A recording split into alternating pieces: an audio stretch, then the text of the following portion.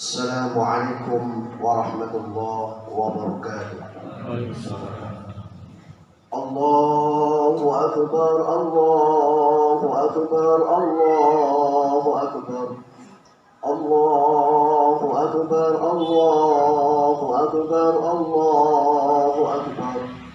Allahu akbar, Allahu akbar, Allahu akbar, Allahu akbar kabira, walhamdulillahi katsira, wa subhanallahi bukratan wa asila. La ilaha illallah wahdahu sadaqa wa'dahu wa nasara 'abdahu wa a'azza jundahu wa hazama al-ahzaba wahdahu. La ilaha illallah wallahu akbar, Allahu akbar, walillahil hamd. Alhamdulillahi rabbil alamin, wassalatu wassalamu ala asyrafil anbiya'i wal mursalin wa ala alihi wa sahbihi ajma'in. Ashhadu an la ilaha illallah wahdahu la syarika lahu wa ashhadu anna Muhammadan abduhu wa rasuluh. Allahumma salli ala sayyidina Muhammad wa ala ali sayyidina Muhammad. Faya ayyuhan nas ittaqullaha haqqa tuqatih wa la tamutunna illa wa antum muslimun. Qala Allah ta'ala fi kitabihil karim, a'udzu billahi minasy syaithanir rajim. Bismillahirrahmanirrahim. Asy-syaitanu ya'idukumul faqra wa ya'murukum bil fahsya. Al-ayah. Shadaqallahul azim. Hadirin sidang Idul Adha yang dimuliakan oleh Allah. Puji dan syukur kita panjatkan kehadirat Allah yang Maha Ghafur. Salawat serta salam semoga tetap terlimpahkan kepada baginda Nabi besar kita, Nabi Muhammad sallallahu alaihi wasallam. Selaku khatib wasiat takwa, mari kita sama-sama meningkatkan ketakwaan kita kepada Allah dalam arti takwa yang sesungguhnya, menjalankan segala perintah Allah dan menjauhi segala larangannya. Allahu akbar, Allahu akbar, Allahu akbar. La ilaha illallah wallahu akbar, Allahu akbar, walillahil hamd. Patutlah kita bersyukur pada pagi hari ini. Semoga para jamaah yang sedang melaksanakan sholat Idul Adha diberikan oleh Allah adalah ampunan segala dosanya dan diberikan panjang umur, keluasan rizki, keturunan anak yang soleh, dan disembuhkan dari segala macam penyakitnya. Amin ya rabbal alamin. Ketika takbir berkumandang di seluruh pelosok penjuru dunia, mungkin diingatkan kita kepada Allah Subhanahu wa ta'ala menyambut hari raya Idul Fitri, atau mungkin menyambut hari raya Idul Adha. Di tengah-tengah menyambut hari raya dan pelaksanaan sholat Id, barangkali ada hal-hal yang terkesan pada diri kita. Mungkin di antaranya sebagian orang tuanya yang sudah tiada, kita teringat akan orang tua kita. Andai saja orang tua kita masih ada pada saat ini, akan kita cium tangannya. Karena beliau adalah yang melahirkan kita dari sepanjang zaman sejarah. Tidak ada orang yang paling wajib kita bakti selain orang tua kita. Allahu akbar, Allahu akbar, Allahu akbar, walillahil hamd. Pada hari ini kita hanya bisa mendoakan dengan ucapan Rabbana ighfir lana wa liwalidayna warhamhuma kama rabbayana shighara.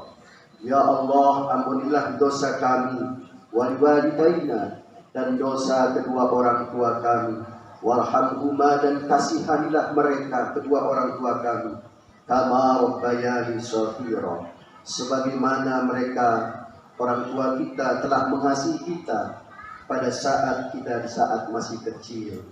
Allahu akbar, Allahu akbar, walillahil hamd. Pada saat zaman Nabi Muhammad sallallahu alaihi wasallam, ada sahabat Nabi yang bernama Sa'ad. Dia saking cintanya kepada orang tuanya. Kemudian dia bertanya kepada Rasulullah sallallahu alaihi wasallam meninggal orang tuanya, "Wahai Rasulullah, orang tuaku sudah tiada. Bisakah aku beramal sedekah untuk orang tuaku?" Kemudian Rasul menjawab, "Bersedekahlah wahai Sa'ad, insyaallah pahalanya akan sampai." Kalau kita membuktikan diri sebagai orang yang mencintai terhadap orang tua kita, maka niatkanlah kurban untuk orang tua kita, niatkanlah sedekah untuk orang tua kita. Insyaallah pahalanya akan sampai kepada mereka yang telah meninggal terlebih dahulu. Allahu Akbar, Allahu Akbar, Allahu Akbar, walillahil hamd. Puncak dari sebuah cinta kita kepada orang tua, cinta kita kepada Allah adalah pengorbanan. Maka wajar Nabi Ibrahim alaihissalam setelah hampir 85 tahun senantiasa memohon doa kepada Allah subhanahu wa ta'ala agar dikaruniai putra. Dia hanya mengucapkan Rabbi habli minas shalihin. Tetapi oleh Allah pada saat usianya yang masih sangat muda, kemudian diminta oleh Allah, "Wahai Ibrahim, kecintaanmu terhadap putramu apakah lebih mencintai terhadap diriku?"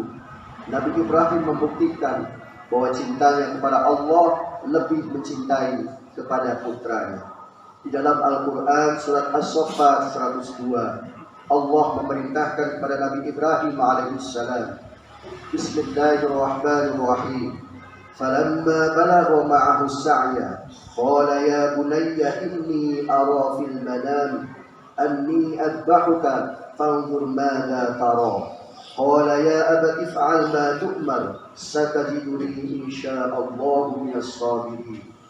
Maka tatkala anak itu sampai pada umur yang sanggup untuk bersama-sama usaha dan bersama Nabi Ibrahim, kemudian Nabi Ibrahim berkata kepada putranya Ismail, "Hai anakku, sesungguhnya aku melihat dalam mimpi bahwa aku menyembelihmu. Maka pikirkanlah apa pendapatmu." Jawaban Nabi Ismail alaihissalam, "Wahai bapakku, kerjakanlah apa yang diperintahkan olehmu. Insya Allah akan mendapatkan aku termasuk orang-orang yang sabar." Allahu Akbar, Allahu Akbar, Allahu Akbar, walillahil hamd. Itu sebagai bentuk kecintaan kita kepada Allah adalah hikmah yang pertama kita petik, harus kita berani untuk berkorban. Kenapa banyak kemudian fenomena sekarang orang banyak yang tidak mau berkorban, tidak mau bersedekah sedikit pun untuk berbagi? Karena di dalam Al-Quran surat Al-Baqarah ayat 268 Allah memberikan informasi bahwa syaitan senantiasa membisiki kepada kita semua. Bismillahirrahmanirrahim. Asy-syaitanu ya'idukumul faqra wa ya'murukum bil fahsya. Syaitan menjanjikan atau menakut-nakuti kita dengan kemiskinan, kemudian menyuruh kita untuk berbuat kejahatan atau berbuat kikir. Ketika kita hendak berinfak, ketika kita hendak bersedekah, ketika kita hendak berkurban, datanglah syaitan di telinga kita. "Wahai manusia, tidak usah kurban, tidak usah sedekah, tidak usah berinfak. Hartamu akan berkurang nanti saja kalau sudah terkumpul banyak." Begitu sudah terkumpul banyak, mau bersedekah, mau berkorban, mau berinfak, datang kembali syaitan membisiki kepada kita, "Asy-syaitanu ya'idukumul faqra." Ya fulan, tidak usah kau berkurban, tidak usah kau bersedekah, hartamu nanti habis. Maka jadilah kemudian manusia tersebut menunda-nunda, tidak berinfak, tidak bersedekah, bahkan tidak berkurban. Akhirnya jadilah manusia itu yang kikir, kemudian ajal menjemputnya. Allahu Akbar, Allahu Akbar, Allahu Akbar, walillahil hamd. Nikmat terbesar dalam hidup kita adalah bukan harta. Kalau memang harta yang menjadi nikmat terbesar, tentunya Qarun menjadi orang yang paling mulia. Nikmat yang terbesar dalam hidup kita bukan pangkat dan kedudukan. Tentunya kalau pangkat dan kedudukan sebagai nikmat yang terbesar, maka Fir'aunlah orang yang paling mulia. Nikmat yang paling besar adalah ketika kita mampu memanfaatkan harta benda kita untuk kehidupan di jalan Allah Subhanahu wa Ta'ala. Allahu Akbar walillahil hamd. Pelajaran kedua pada Idul Adha kali ini adalah Rasulullah, khususnya Nabi Ibrahim alaihissalam, senantiasa berdoa tidak pernah henti selama 8 tahun untuk memohon putranya menjadi putra yang saleh. Di dalam Al-Quran diabadikan, yaitu Rabbi habli minas salihin. Maka dengan harapan bahwa Nabi Ibrahim tidak pernah meminta anaknya menjadi orang yang kaya, Nabi Ibrahim tidak pernah meminta anaknya menjadi orang yang memiliki pangkat kedudukan, tapi dia meminta anaknya yang saleh agar kelak bisa berbuat dan mendoakan kepada beliau. Allahu Akbar walillahil hamd. Jika kita ingin melihat nasib kita kelak di akhirat, lihatlah anak-anak kita. Apakah dia masih sholat? Apakah dia masih membaca Al-Quran? Apakah dia mudah disuruh untuk berbuat kebaikan?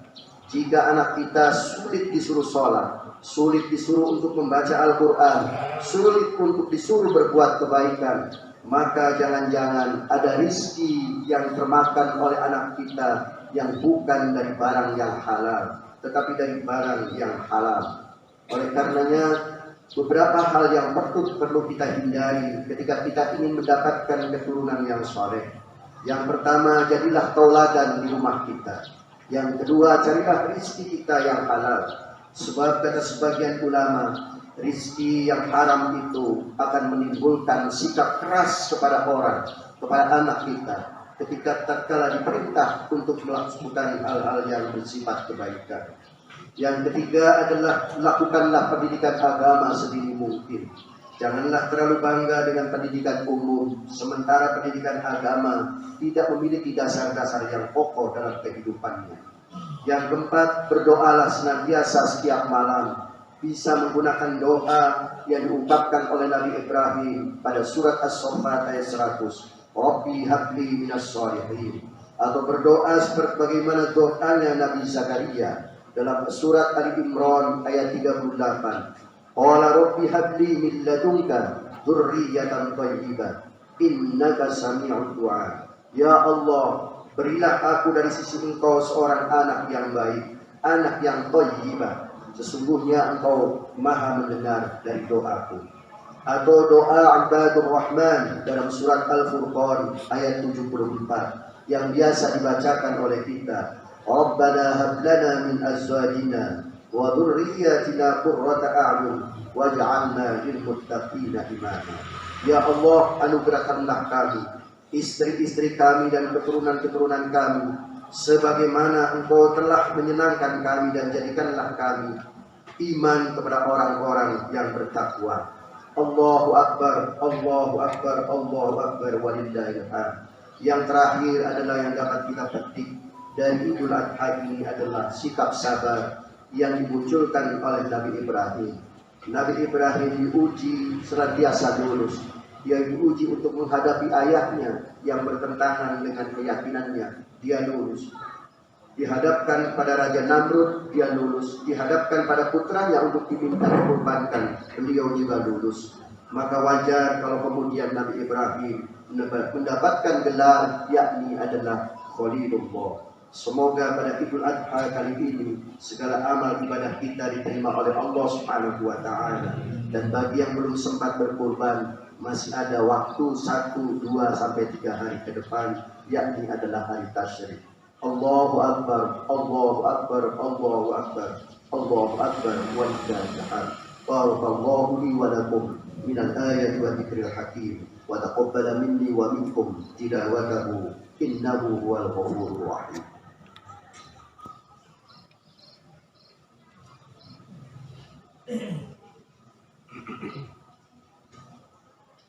Alhamdulillah wassalatu wassalamu ala Rasulillah.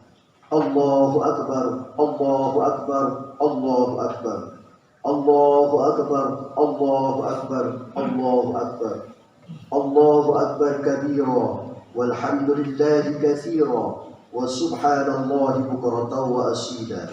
لا إله إلا الله والله أكبر الله أكبر ولله الحمد أشهد أن لا إله إلا الله وحده لا شريك له وأشهد أن محمدا عبده ورسوله اللهم صل على سيدنا محمد وعلى آل سيدنا محمد فيا أيها الناس أوصيكم ونفسي بتقوى الله فقد فاز المتقون قال الله تعالى في كتابه الكريم بسم الله الرحمن الرحيم إن الله وملائكته يصلون على النبي يا أيها الذين آمنوا صلوا عليه وسلموا تسليما. Mari pada khutbah yang kedua ini kita sama-sama bermohon doa, bermunajat kepada Allah Subhanahu wa taala. Allahumma shalli wa sallim ala syafi'ina wa karimina wa dukhrina wa maulana Muhammad wa sallim wa radiyallahu tabaraka wa ta'ala an kulli sahabati Rasulillah ajma'in amin. اللهم اغفر للمسلمين والمسلمات والمؤمنين والمؤمنات الأحياء منهم والأموات إنك سميع قريب مجيب دعوات ويا قاضي الحاجات اللهم ادفع عنا الغلاء والوباء والبلاء والكورونا والفحشاء والمنكر والسيوف المختلفة والشدائد والمحن ما ظهر منها وما بطن من بلدنا هذا إندونيسيا خاصة ومن بلدان المسلمين عامة إنك على كل شيء قدير ربنا تقبل منا إنك أنت السميع العليم وتب علينا إنك أنت التواب الرحيم اللهم طول عمرنا وصح أجسادنا ونور قلوبنا بنور هدايتك كما نورت الأرض بنور شمسك أبدا أبدا اللهم إنا نسألك علما نافعا ورزقا واسعا والشفاء من كل داء وسقام برحمتك يا أرحم الراحمين ربنا هب لنا من أزواجنا وذرياتنا قرة أعين واجعلنا للمتقين إماما ربنا آتنا في الدنيا حسنة وفي الآخرة حسنة وقنا عذاب النار سبحان ربك رب العزة عما يصفون وسلام على المرسلين والحمد لله رب العالمين عباد الله إن الله يأمر بالعدل والإحسان وإيتاء ذي القربى وينهى عن الفحشاء والمنكر والبغي يعظكم لعلكم تذكرون ولذكر الله أكبر أستغفر الله لي ولكم والسلام عليكم ورحمة الله وبركاته.